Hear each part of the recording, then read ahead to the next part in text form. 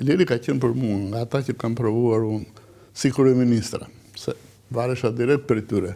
I pari Fatos Nano, i dyti Panderi Majko dhe i treti Iliri. Iliri ishte më seriozi. Më seriozi, më këmbgulsi, duhet të harroje që Iliri të jepte një detyrë dhe më së kërkon të llogari. Ata dy tjerë, Fatosi, ka qenë vërtet i papërgjegjshëm. Me Pandin unë nuk shkoja mirë, kështu s'm ka dhënë detyra. Kemi kohë pa u takuar dhe do doja t'ju pyesja tashmë të ndjerim Fatos Nano. Çfarë vlerësimi ke vërtet si kryeministër? Dhe si personazh politik? Këtë kam thënë, si personazh politik është tjetër gjë. Personazhi politik nuk të fut në situata urgjente ku duhet merret vendimet janë më të ngadalshme, ai është mbajtur dhe unë them, është cilësimi i drejtë që është bërë si njëri që demokratizoi Partinë Socialiste, vinte nga një parti e punës, me të tjera rregulla, me të tjera tabiate që thot populli, dhe ai bëri një parti vërtet ku vendimet merreshin kolegjialisht, kryesia e partisë funksiononte, kisha kontakt, nuk kam qenë në atë kohë antar partie, dhe funksionoi. Si kryeministër, pastaj kryeministri është sigurisht një detyrë shumë e rëndë. Sidomos në një vend si joni, një vend i varfër, një vend ku lufta politike shumë e ashpër, çdo ditë dalin papritura dhe duhet marrë vendimi. Fatosi nuk ishte nga ata që ai merrte vendime sigurisht, por asnjëherë seriozisht. Shifte aspektin më të kollajshëm për të. Kjo vlerësoi në fakt si shenjë tolerance. Si të duash e vlerëson. Unë më pyete për opinionin tim. Unë kam qenë gjithmonë papërgjegjshëm. Të papërgjegjshëm në vendimet që merrte. Thashë, kam një orë si kryeministër, nuk kanë kohën. Pastaj më vonë, natyrisht, kur unë përplasa me të, fillova të shikoj edhe një çik tjetër dhe në kryeministrinë e dytë, 2002-2005, bata rastin që ta shoh më mirë, edhe me tjetër sy. Unë kisha një zyrat shumë afër me shtëpinë e Fatosit. Dhe Fatosi delte në ora 11, vinin ata rohet me makinat e në ora 9, siç e kishin lënë. Dhe shpërndashin në për ato kafet edhe pallatet shatëvare. Pastaj ai që ishte lart, i merrte në radio, shpejt se doli shefi, 11 dilte. Shkon në kryeministri, 12 dilte e shoqja dhe pastaj e dinim që shkon të Kerozafa për drekë, më tash. Nuk ishte nga ata që merresh seriozisht me çdo gjë. Ai delegon të detyra, kjo është e vërtetë. Unë e di që në kryeministrinë e parë, kur isha dhe unë në shërbim, kryesori ishte Kastet Islami. Ai bënte punët. Fatosi sigurisht jepte opinione, vendoste, por pastaj mbeti në Amigdokles, më duket pastaj mbeti në Amigdokles, më duket në mandatin e dytë që ishte zëvendës kryeministër, Doklja.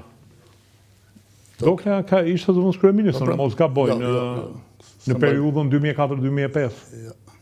Basë, nuk e kam. S'keni qenë dhe tërë, po ka qenë në zëvendës kryeministër. Në amiku. Okej, do doja një vlerësimin tuaj për Edi Ramën. Më duket se Edi Rama dhe Sali Berisha janë dy njerëz që janë kafshë puna në kuptimin figurativ të fjalës. Është vërtet. Shpeshherë Edi Ramën e marrin për njeri mos përfillës, artist, por unë të paktën kur kam qenë afër PS-s, di që ai fillonte punën në 5 të mëngjesit, 6 të mëngjesit dhe sidomos në fushata elektorale. Në këtë aspekt nuk mund të ankohet kërkush. Në 12-1 të natës. Nuk di hollësira, unë shoh në media që në mëngjes është në Bruksel, në drek shkon bën një takim me, nuk e di, ushtarak. Të njëjtën që thonë edhe për Berishën që e hante bukën në zyrë, domethënë një kafshë pune edhe ai. Kjo ka dy anë. Një e para që është punëtor, që kërkon të kaloj të gjitha gjërat në duart e tij, domethënë, por ana tjetër është duket si ka një farë mosbesimit e Varësit. Nuk është e domosdoshme që të punosh kaq fort në qoftë se delegohen dhe sa detyra. Shikon, në ca raste mua më duket se ka deleguar më shumë se ç'duhet në fakt. Ka bërë ministra, por nuk Jo, në disa personazhe ka deleguar më shumë se ç'duhet. mundet. Perceptimim, ëh? Mundet. Perceptimim. Ministra ka bërë shumë dhe i ka hequr shpejt, se ka parë, ka provuar në punë. Por këtë them që ai është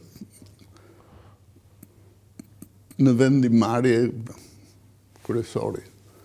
Patjetër. Dhe shikojmë, unë kam zili, domethënë, për që ai ka idera. Ka shumë idera që Berisha ishte shumë punëtor, po Berisha zgjidhte kush do dënohesh sot, kush do dënohesh sipër, e di se kam pasur një antar të familjes, ministër të financave. Dhe e di se që detyra i caktonte çdo ditë, filani do bësh këtë, do bësh atë. Dohën merresh me tjera gjëra. Kurse Rama vërtet ka plot idera, nuk është e kollajshme në një vend si joni. Jemi një vend i varfër akoma, praktikisht më i varfër në Evropë. Dhe gjërat kanë lëvizur. E vërtet është që Rama ka ide krahasuar sidomos me konkurrentët e tij brenda partisë dhe gjërat kanë lëvizur. Duket që dhe ekonomia funksionon, mund të ishte më mirë, sigurisht. E mira s'ka fund. Mund të ankohesh sa duhesh dhe është normale. Por duke u nisur si Tiranë që thonë zot le mbaje kështu se mund të ishte edhe më keq.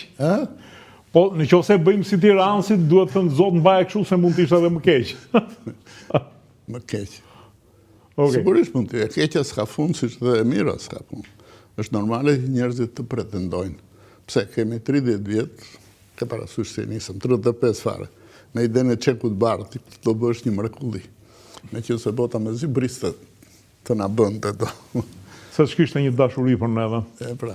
Profesor. Dhe tani duket që gjërat vërtet lëvizën. Nëse ka ndryshuar në gjë, ka ndryshuar në këto vitet e fundit. Po. Profesor, ka një... Nuk mbahemi, nuk punohet vetëm për të mbijetuar. Për të mbajtur, për mos rënë më keq. Punohet me ide. Pastaj thash. Brejtëm. Sidomos specialistët, se cilin fushën e tyre mund të bëjnë plotëse.